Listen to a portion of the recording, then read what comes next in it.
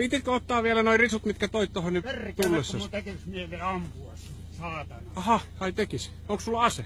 Haista vittu! Onko sulla ase? Haista vittu! Onko sulla ase? Haista vittu! Keräätkö ystävällisesti noin risus pois? Kyllä, mutta älä leiki kovissa, sä oot ihan huviukko loppujen lopuksi. Kerät, oot sä juovuksissa? Tiedätkö, en kuole, mutta kuule Kyrpä, minäkin oon tehnyt vartiomies sammu.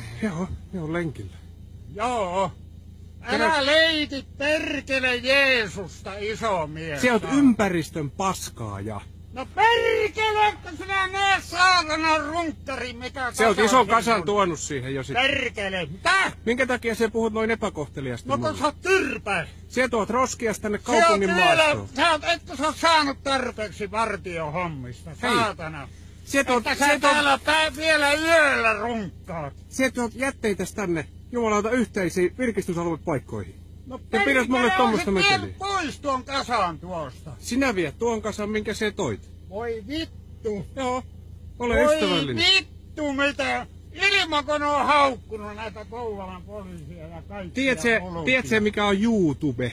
En tiedä, mutta Kyrpän syyllä oot mies. YouTube tietää kohta sinut.